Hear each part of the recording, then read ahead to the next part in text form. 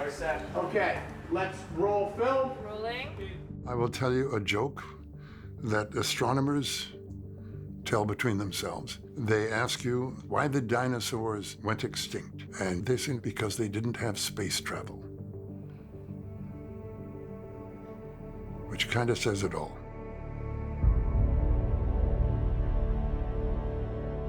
I was 4 years old in 1971.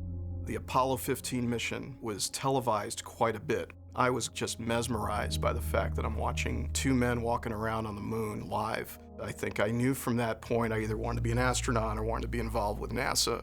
As a child watching Star Trek, watching Star Wars, I mean, that played a role along with the Apollo 11 mission, inspiring me to become an astronaut. When I first developed a habit of reading, I happened to be living in Roswell, New Mexico, and there was an orange tree in the backyard. I spent the entire summer sitting under that orange tree and read all of Clarke, Heinlein, and Asimov, and have been a dedicated fan of science fiction ever since.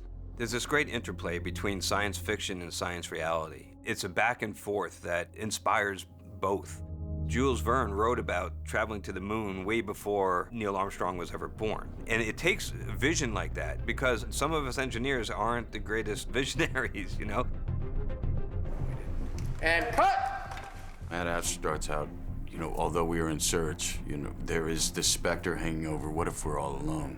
What if we are all alone? Then what? This is going to be very dramatic, trust me. James Gray is extremely research-oriented, because I think for him it was really important to just be inside of the details. And they'd give it a sense that even though it's in a near future that's completely speculative, it feels like it could really happen. Working with NASA has been spectacular, and working with the scientists of the space program has been just tremendous. Yeah. The exchange of ideas and where they think things are going and where they have been.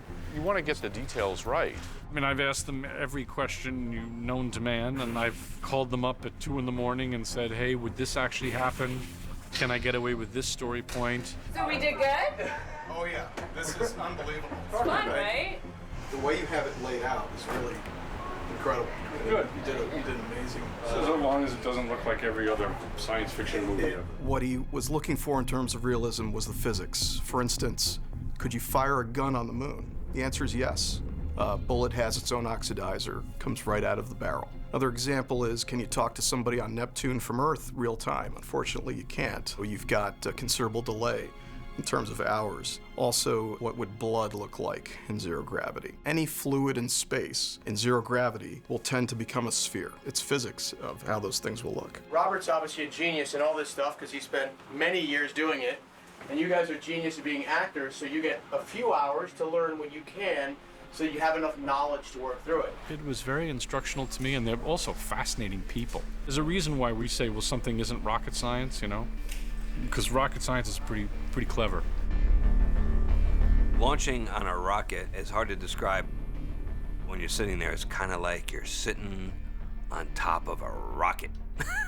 And boom, you get this big kick in the pants, and you're being shot straight up. And by the time you pass the top of the tower, you're going more than 100 miles an hour straight up. And so that gets your attention. But when you're up there for at least a month, you wake up in the morning and it's normal that things are floating. And it's normal that you fly like you're Superman to go off to have breakfast.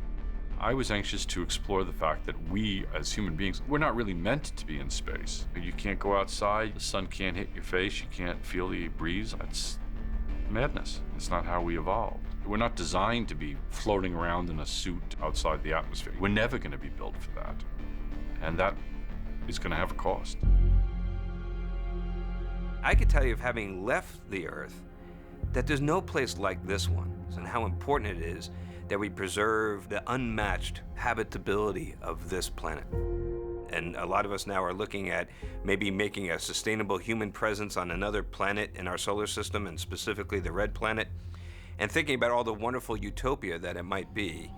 And I think that we have to consider, at least for a moment, what if we take our human failings along with us? You're going back to Earth now?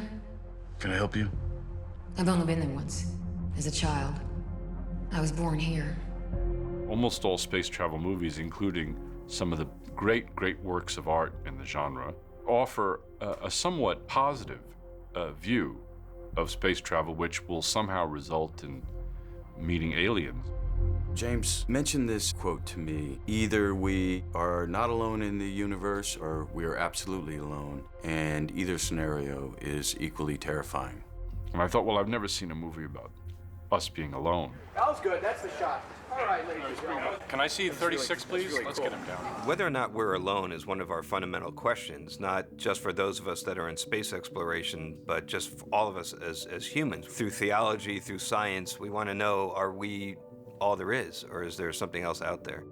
As the human race has done since the beginning of time, we are always looking for the next place to explore. Because space is infinite, we now have before us this infinite frontier. That's the ambition of a human being since time immemorial, from the first caveman looking up at the stars.